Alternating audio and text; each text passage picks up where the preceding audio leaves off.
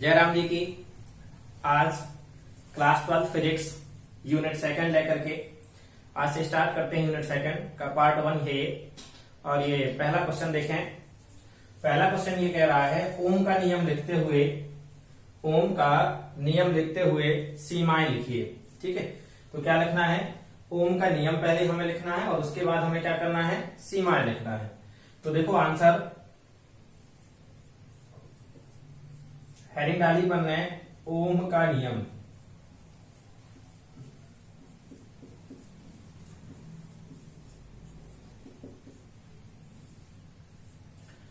तो ओम जो है ये ओम का नियम, ओम नामक वैज्ञानिक थे। कौन?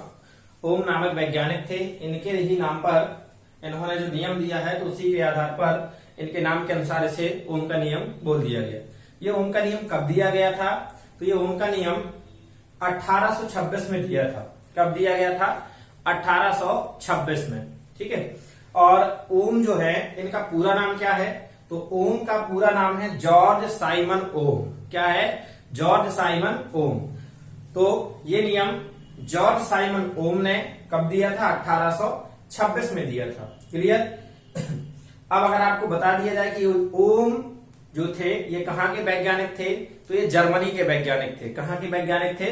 जर्मनी के वैज्ञानिक थे। तो यहां पर हम ये सब क्या किए रहे हैं? लिख रहे हैं। देखना यहां पर इस नियम का प्रतिपादन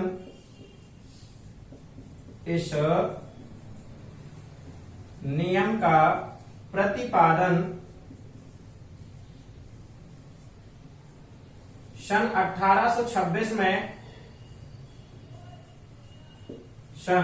1826 में जर्मनी के वैज्ञानिक, कहां के?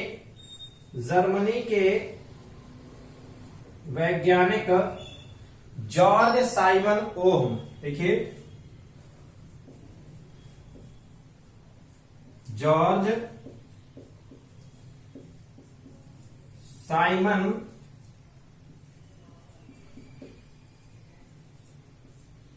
ओम ने किया। इस नियम का प्रतिपादन किसने किया? तो जॉर्ज साइमन ओम ने किया था। क्लियर? इस नियमानुसार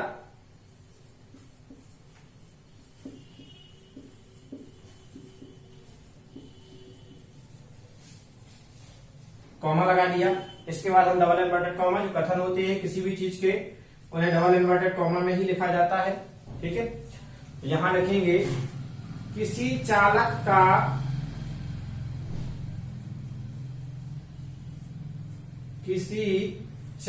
का विभवांतर, किसी चालक का क्या? विभवांतर, किसी चालक का विभवांतर उसमें बहने वाली धारा, किसमें? चालक में, उसमें बहने वाली धारा के अनुक्रमानुपाती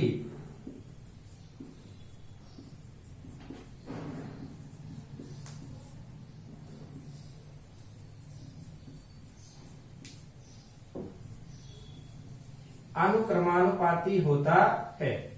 ये किसका नियम है? ओम का नियम। क्या लिखा अपन ने? किसी चालक का विभवांतर उसमें बहने वाली धारा के अनुक्रमानुपाती होता है। ठीक है, इस चीज को देखिए कैसे लिखा, याद करने का तरीका है। इसे सीधा ना याद करते हुए उल्टा याद किया जाए तो बहुत जल्दी याद हो जाएगा। देखो मैं बता रहा हूं अभी, यहाँ है किसी चालक का विभवांतर उसमें बहने वाली धारा की क्या होता है? अनुक्रमानुपाती होता है। अब आप जानते हैं कि विभवांतर को काहे से डिनोट किया जाता है? V से, और धारा को काहे से डिनोट किया जाता है? I से। अर्थात क्या हो जाएगा? V अनुक्रमानुपाते I। देखते हैं, यदि चालक का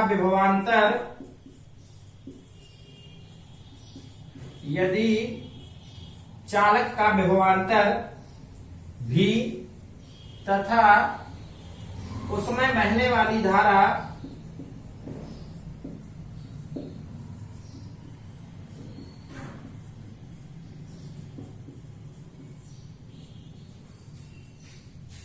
यदि चालक का विभवांतर क्या है V तथा उसमें बहने वाली धारा I है तो ध्यान से सुनना, तब इस नियम से क्या हो जाएगा, V अनुक्रमानुपाते I क्या हो जाएगा हमारा, V अनुक्रमानुपाते I।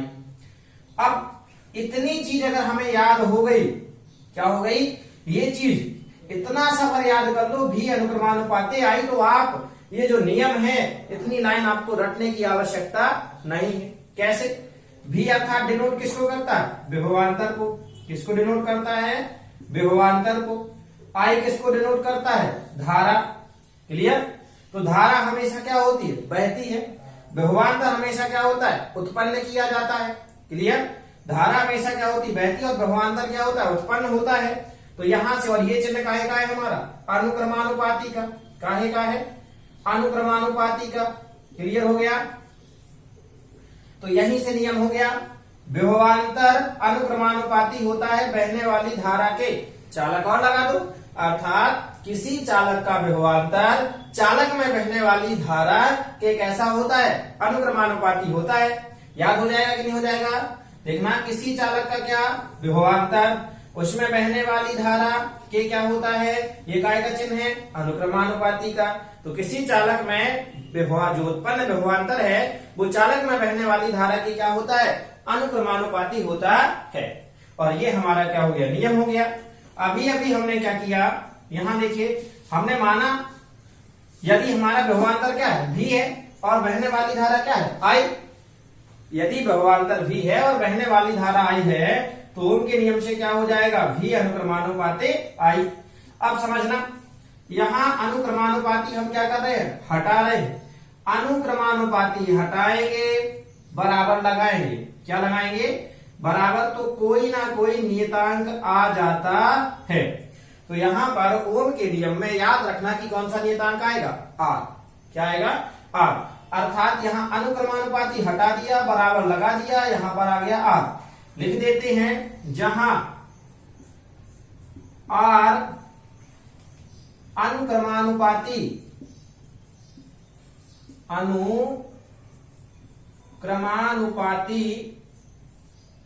नियतांक है, जहां R क्या है, अनुक्रमानुपाती नियतांक है। क्लियर हो गया। अनुक्रमानुपाती की जगह पर यदि किताबों में आपको समानुपाती लिखा मिल जाए, क्या लिखा मिल जाए, समानुपाती, तो डरना नहीं है, इन दोनों का मान जो मतलब है वो एक ही होता है। क्लियर हुआ। व्युत्क्रमानुपाती जबकि इसका क्या होता है, उल्टा होता है। तो अनुक्रमानुपाती या समानुपाती कुछ भी मिल जाए तो आपको परेशान नहीं होना। और ये हो गया, अनुक्रमानुपाती हमारा क्या है, नियतांक है। एक लाइन और लिख लेते हैं कि R को, किसको, R को चालक का प्रतिरोध कहते हैं। R को चालक का क्या कहते हैं भैया, प्रतिरोध कहते हैं।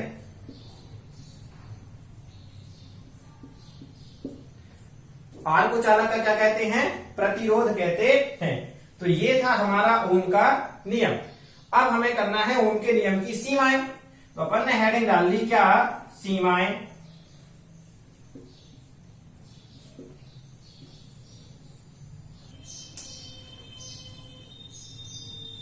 सीमाएं, तो सीमाएं ध्यान से सुन लो। यहां पर अब क्वेश्चन में सीमाएं लिखा है।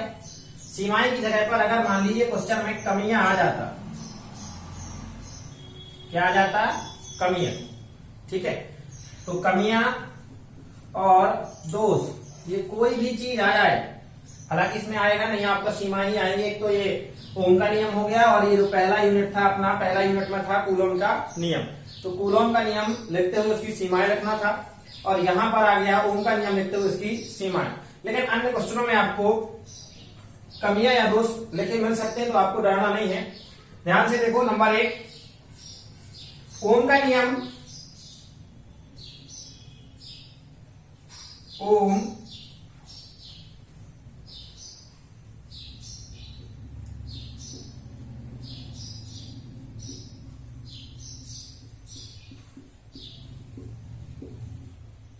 ओम का नियम केवल तभी लागू होता है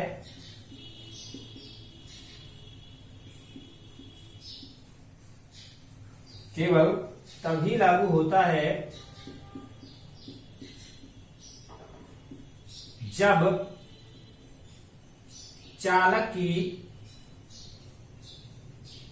भौतिक अवस्था ना बदले। चालक की कौन सी अवस्था ना बदले? भौतिक अवस्था ना बदले।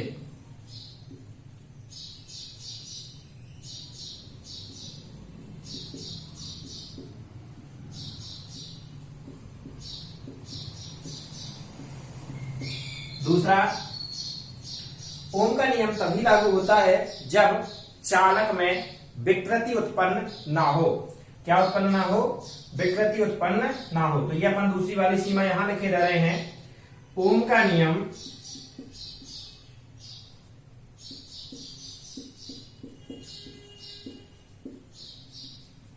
तभी लागू होता है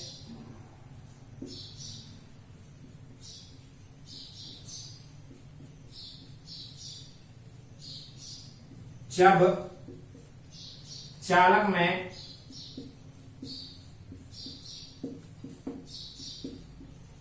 विकृति उत्पन्न ना हो। क्या उत्पन्न ना हो? विकृति उत्पन्न ना हो। विकृति अर्थात क्या होता है? परिवर्तन। तो ये थी इसकी पहली सीमा और ये क्या थी? दूसरी सीमा। क्लियर हो गया? चाहे तो तीसरी सीमा हो जाएगी हमारी, ओम का नियम केवल धात्विक चालकों में ही क्या होता है? लागू होता है। क्यों होता है? क्योंकि इसमें बात केवल दो की चलनी है, धारा की और भवांतर की। किसकी? धारा की और भवांतर की। और हम जानते हैं कि धातुओं में क्या होती है? धारा बहती है, अर्थात धातुएं क्या होती हैं? विद्युत और ऊष्मा की क्या होती है? स्वचालक होती है। तो धातु में क्या होगी? धारा बहेगी, और धारा बहेगी तो तभी तो जाकर के हमारा क्या होगा? ओम का नियम लागू होगा। अर्थात तीसरी सीमा हो सकती है कि ओम का नियम केवल धात्विक चालकों के लिए ही क्या होता है? सत्य होता है। क्लियर हो गया? ये था हमारा क्वेश्चन नंबर पहला। क्वेश्चन नंबर पहले के बाद आ जाता है अपना क्वेश्चन नंबर दूसरा। यहाँ क्वेश्चन देखिए क्या कह रहा है। प्रतिरोध किसे कहते हैं? इसका मात्रक तथा विमीय सूत्र लिखते हुए प्रतिरोध को प्रभावित करने वाले कारक लिखना है। क्या लिखना है हमें? प्रतिरोध को प्रभावित करने वाले कारक। क्लियर है? तो देखते हैं। पहले नंबर तो हमारे दिमाग में ये बात आ जानी चाहिए कि प्रतिरोध क्या है। तो समझ लेते हैं, पहले पूरा क्वेश्चन समझ लेते हैं, उसके बाद आगे बात करते हैं। तो यहां ध्यान से सुनो। प्रतिरोध, ध्यान से सुनना। प्रतिरोध की हम तुलना कर रहे हैं, प्रतिरोध की तुलना कर रहे हैं हम आपके ब्रेकर से। किससे? ब्रेकर से हम प्रतिरोध की क्या कर रहे हैं? तुलना कर रहे हैं। ब्रेकर को हिंदी में बोलते हैं गति अवरोधक। क्या बोलते हैं? गति अवरोधक बोलते हैं कि नहीं बोलते हैं? तो यहां ध्यान से सुनिए। यहां ये आप जा रहे हैं, ये क्या है? सड़क। क्या है? सड़क है। चलिए एक मैंने बता दिया आपको, ये क्या है? सड़क। और आप यहां से जा रहे हो, क्या कर रहे हो? जा रहे हो 90 95, इससे ज्यादा तो बोल नहीं सकता। 90 मान सकते स्पीड मोटरसाइकिल में। अब 95 100 अगर बोला जाए तो भाई ये थोड़ा सा ये क्या है? सुरक्षित नहीं है। यानी फिर आप वहां जहां जा रहे हो वहां नहीं पहुंचे, हो सकता है शायद 90 95 से ऊपर जाते हो तो कहीं दूसरी जगह पहुंच जाओ। इसलिए अपन नहीं लिख रहे हैं। कितना लिख रहे हैं? केवल 90 तक। 90 की स्पीड में आप जा रहे हैं और यहां पर आपको ये ब्रेकर क्या है? मिल गया। अब ये ब्रेकर काहे के लिए होता है भैया? जब आप जैसे यहां पर पहुंचे तो आपने गाड़ी यहां से धीमी करनी क्या कर दी? प्रारंभ कर दी। अर्थात आपकी 90 की जो स्पीड थी वो 40 या 30 के समथिंग आ गई।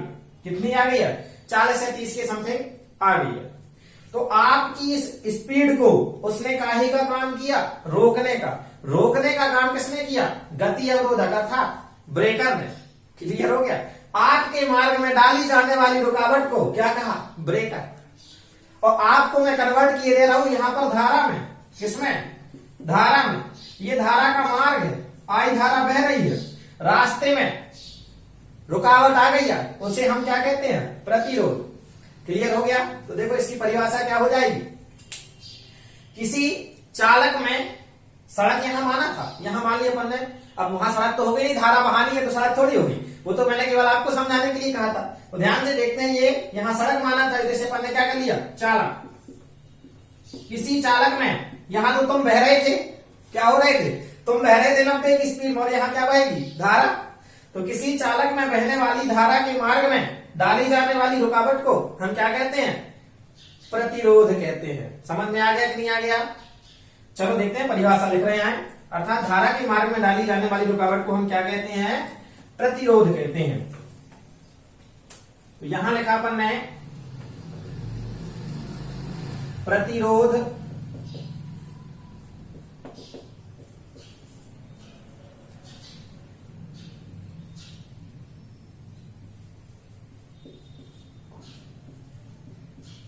किसी चालक में प्रवाहित, किसी चालक में प्रवाहित धारा के मार्ग में डाली जाने वाली रुकावट,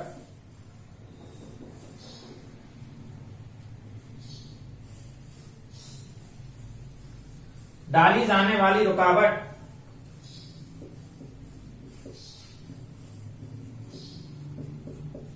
डाली जाने वाली रुकावट को क्या कहते हैं, उस चालक का प्रतिरोध कहते हैं।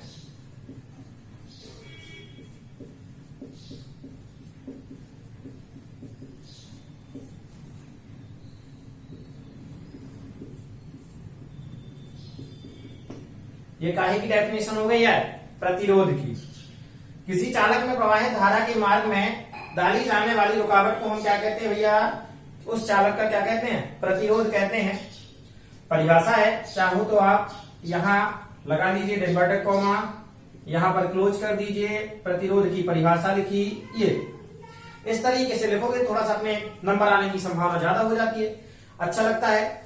आगे ध्यान से देखो, प्रतिरोध को पहले वाले क्वेश्चन में पढ़ा था, प्रतिरोध को काहे से प्रदर्शित करते हैं, ओम का नियम पढ़ा था, V अनुप्रमानुपात आई, अर्थात V बराबर क्या कर दिया था, आर आई, जहां पर आर क्या था, नियतांक था, जैसे चालक का क्या कहते थे, प्रतिरोध कहते थे।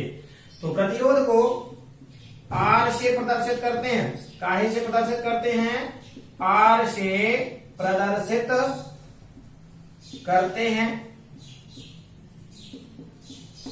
प्रतिरोध को काहे से प्रदर्शित करते हैं, आर से। क्लियर हुआ? अब आगे क्वेश्चन में है इसका मात्रक, इसका मात्रक।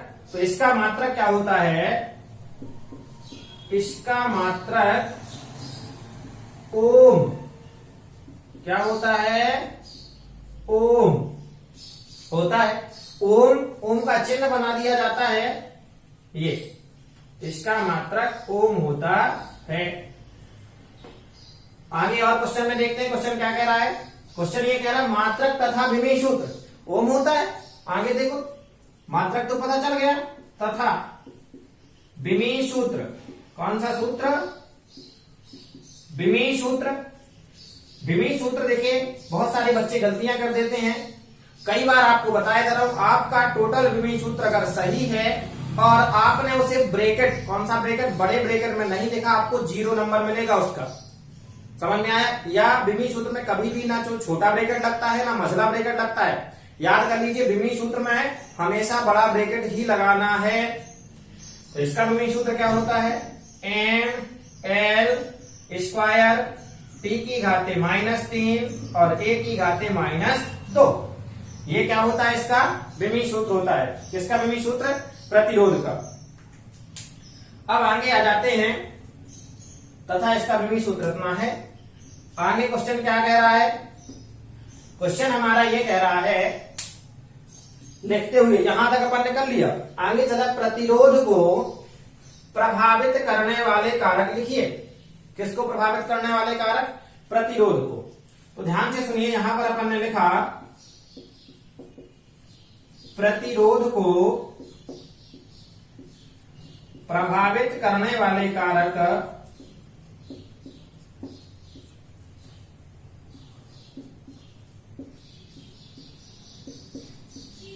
प्रतिरोध को प्रभावित करने वाले कारक निम्न हैं। प्रतिरोध को प्रभावित करने वाले कारक क्या है? निम्न है। निम्न का मतलब क्या होता है? नीचे लिखे हुए हैं। बहुत सारे बच्चे थोड़ा सा ये कर जाते हैं, कई सारे बच्चे बोला करते बोले सर इससे क्या होता है इतना लिखने से, काय फालतू में टाइम बर्बाद करो, टाइम बर्बाद करो। तो यहां पर अगर मैं बोर्ड पर लिख रहा हूं तो इसका मतलब इसका कोई ना कोई मतलब निकलता है। ठीक है, याद रखें जब आपकी कॉपी क्या होती है, चेक होने के लिए जाती है, अगर आप 90 प्लस नंबर ला रहे हैं, अर्थात अब ये कह दो कि सर 90 का तो पेपर नहीं होता, तो मतलब 70 का तो होता है कि नहीं होता, 70 अर्थात 60 प्लस अगर आप जा रहे हैं तो आपकी कॉपियां 6 जगह, कम से कम 6 जगह चेक होती है। क्लियर हुआ? 90 प्लस अगर आपकी कॉपी अर्थात फिजिक्स में बोला जाए तो 60 प्लस जाती है, तो आपकी कॉपी कितनी जगह चेक होगी? 6 जगह। तो ये चीजें हमें कभी कभार हो क्या जाता है, जो छोटी मोटी गलतियां होती हैं वो गलतियां हमारी इन चीजों के उसके में क्या हो जाती हैं, कभी कभार नजरअंदाज हो जाती हैं।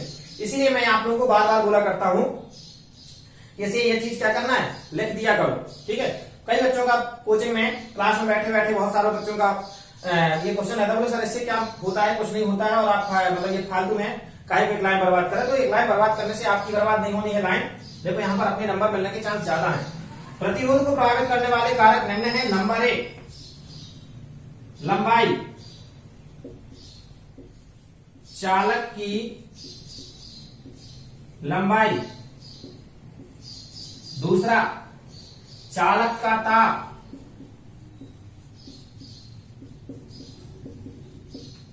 चालक का ताप। तीसरा, चालक का अनुप्रस्थ परिच्छेद क्षेत्रफल।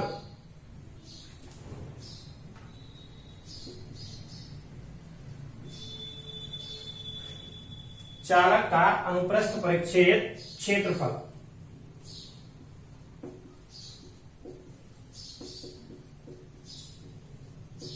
तीन हो गए। चौथा, पदार्थ में उपस्थित इलेक्ट्रॉनों की संख्या। पदार्थ में उपस्थित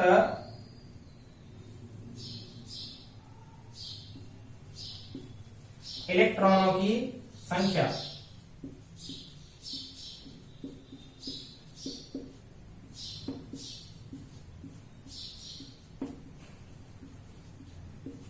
ये 4 कारक है हमारे प्रतिरोध को क्या करने वाले, प्रभावित करने वाले। प्रतिरोध को प्रभावित करने वाले 4 कारक कौन कौन से हैं? चालक की लंबाई, चालक का ताप, चालक का अनुप्रस्थ परिच्छेद क्षेत्रफल, और चौथा है पदार्थ में उपस्थित इलेक्ट्रॉन। अब आगे देखते हैं पहला वाला। ये तो केवल अपन ने नाम लिखे, अब समझ लीजिए।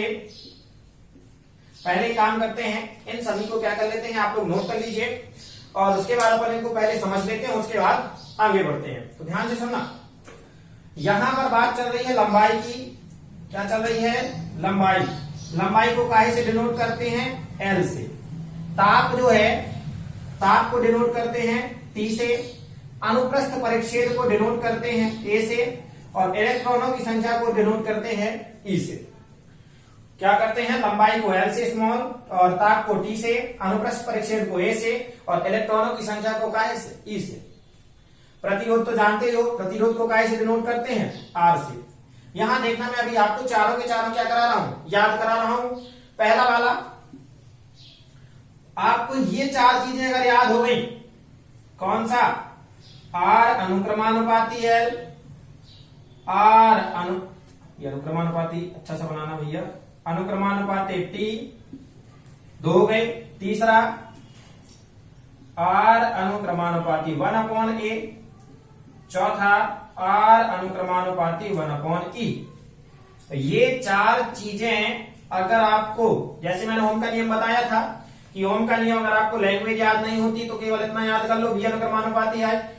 उसी तरीके से इन सभी चीजों की, प्रभावित करने वाले कारकों की हमें लैंग्वेज याद ना करते हुए केवल इनको ये याद कर लेना है। लैंग्वेज अपने आप 4 लाइनें आप लोग क्या कर दोगे, लिख दोगे। कितनी लिख दोगे?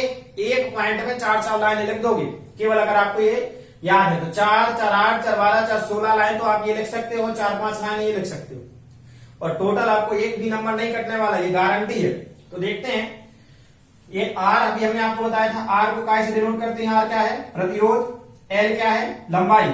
अब लंबाई है तो यहां देखो क्या लगा, सब कुछ चालक का, सब कुछ क्या है यहाँ पर, चालक का, अर्थात लंबाई भी क्या है, चालक की। जब हम पहली हेडिंग डालेंगे चालक की लंबाई, क्या डालेंगे, चालक की लंबाई, तो आपको लिखना क्या है, किसी चालक का प्रतिरोध, आर अर्थात प्रतिरोध, चालक की लंबाई के कैसा होता है, अनुक्रमानुपाती होता है। समझ में आ गई, एक लाइन हो गई। किसी चालक का प्रतिरोध उस चालक तार की लंबाई की क्या होता है, अनुक्रमानुपाती होता है। क्या होता है, अनुक्रमानुपाती। आगे देखना, अगर अनुक्रमानुपाती भर लगा है, क्या लगा है, अनुक्रमानुपाती, तो अगर आप अनुक्रमानुपाती में होता क्या है, इसे आप बढ़ाओगे तो ये ऑटोमेटिकली बढ़ेगा, इसे आप बढ़ाओगे तो ये बढ़ेगा, और इसे आप कमाओगे तो ये क्या होगा, कमेगा। क्लियर हो गया। यहां अनुक्रमानुपाती लगा है अगर, तो इसे बढ़ा रहे आओ तो ये भी बढ़ेगा, और इसे कमा रहे आओ तो ये भी क्या होगा, कमेगा।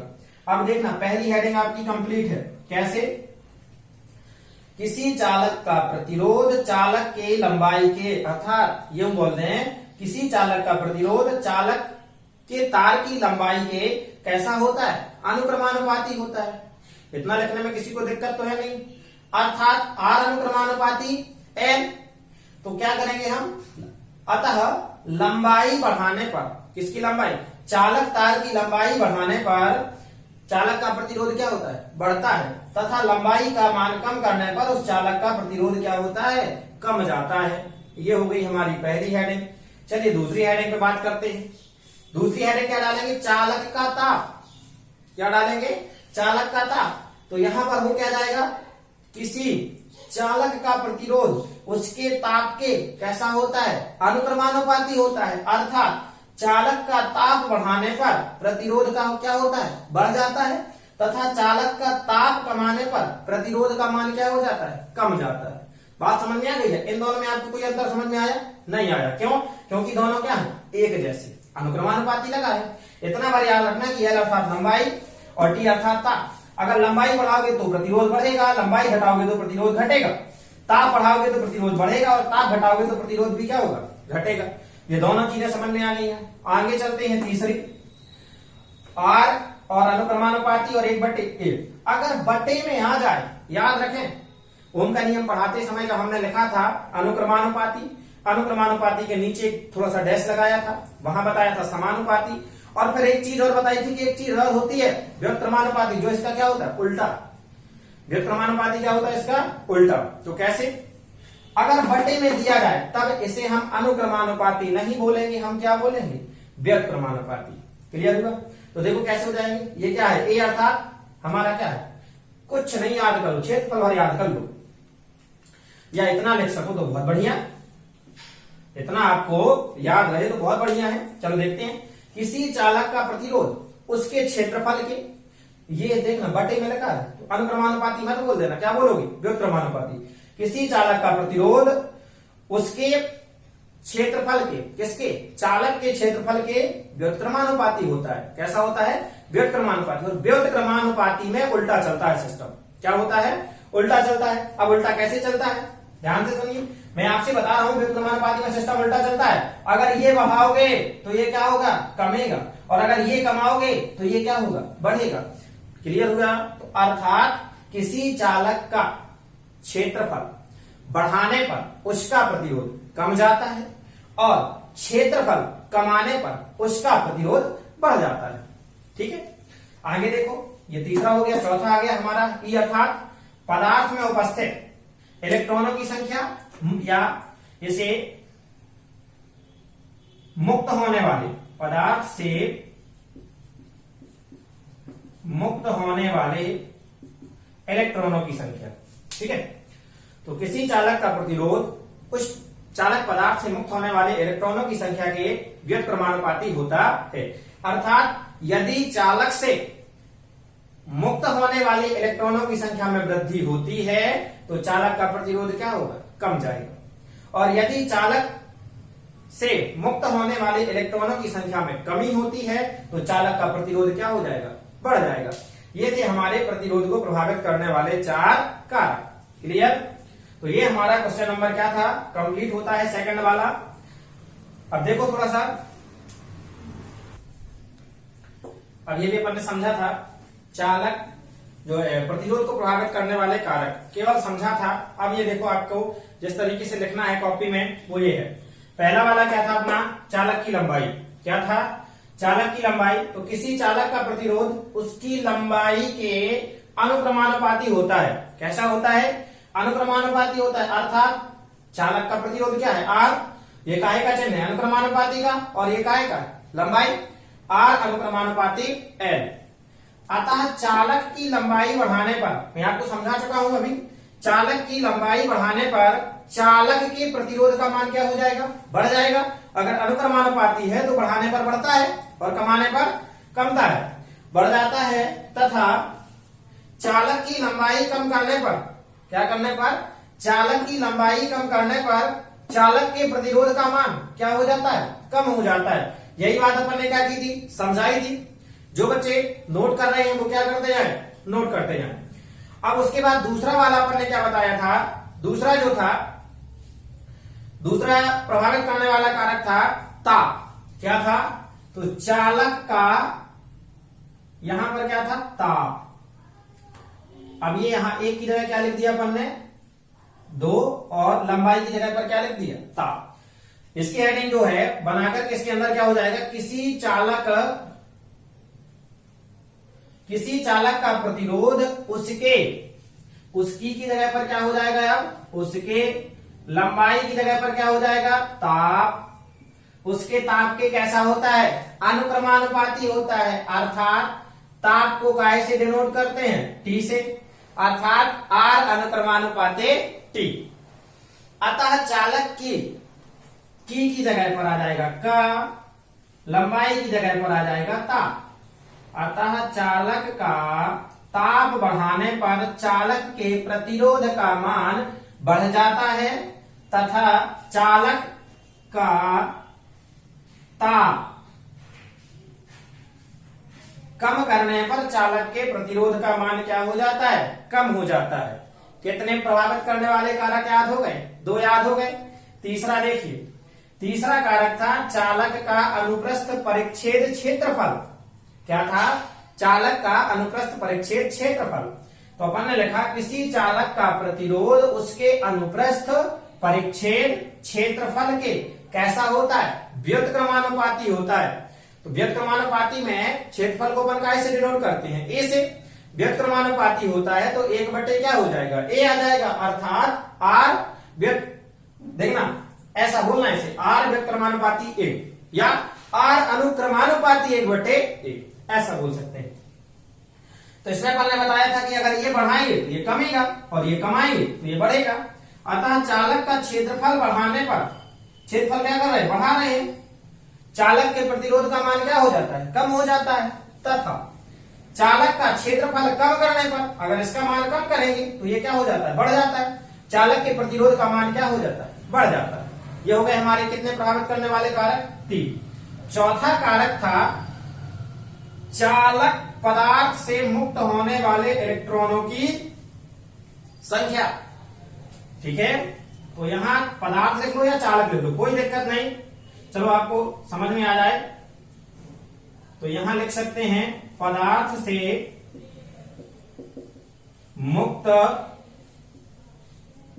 होने वाले इलेक्ट्रॉनों की संख्या।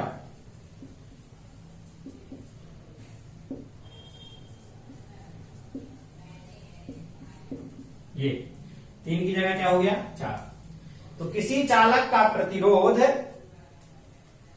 उससे, उसके की जगह पर क्या हो जाएगा, उससे, यहां क्या हो जाएगा, मुक्त होने वाले इलेक्ट्रॉनों की संख्या।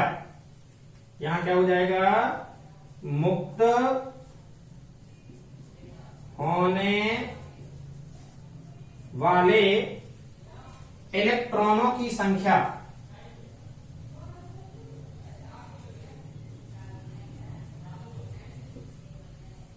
इलेक्ट्रॉनों की संख्या के व्युत्क्रमानुपाती होता है। ए की जगह क्या आ जाएगा, ई। अतः चालक से मुक्त होने वाले यहां आप लोगों को अपने मन से करना है।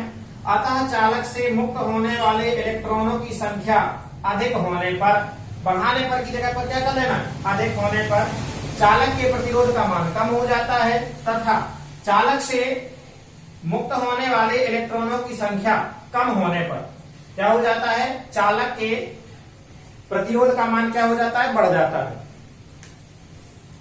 मैं आपको अभी यहां पर क्या किए दे रहा हूं, इतना सा भी ना रह जाए काम करने के लिए, वो भी किए दे रहा हूं, हैं? पढ़ना बस है आप लोगों को, कुछ नहीं करना है, बिल्कुल भी क्या नहीं होना है, परेशान नहीं होना है। वीडियो को आपको शुरू से लेकर लास्ट तक देखना है, आपका A to Z पूरी फिजिक्स में आपको कंप्लीट कराऊंगा, एक एक क्वेश्चन से पूरे यूनिट नंबर 1 से लेकर के लास्ट यूनिट तक कराऊंगा। अतः चालक से मुक्त होने वाले, चालक से मुक्त होने वाले इलेक्ट्रॉनों की संख्या, यहां शॉर्ट में लिख दिया, इलेक्ट्रॉनों की संख्या अधिक होने पर, और इस पर के बाद फिर लिख लो। अतः चालक से मुक्त होने वाले इलेक्ट्रॉनों की संख्या अधिक होने पर चालक के प्रतिरोध का मान क्या हो जाता है, कम हो जाता है तथा चालक से मुक्त होने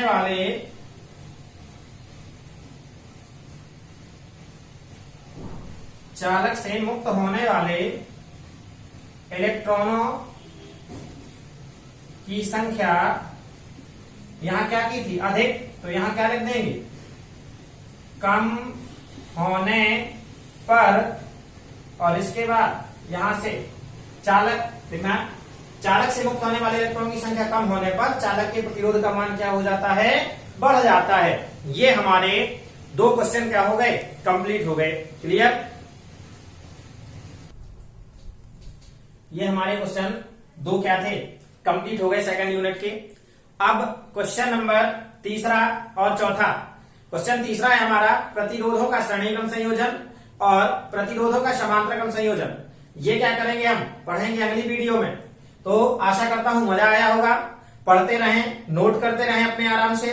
क्लियर है? जो जो लिखाता जा रहा हूं उसे क्या करना है, आप अपने नोट्स बना सकते हैं, जिससे आपका क्या हो जाएगा, पूरी physics A to Z complete हो जाएगी। ये मेरा वादा रहा कि पहली यूनिट से लेकर के लास्ट यूनिट तक A to Z कोई भी क्वेश्चन नहीं छोड़ूंगा।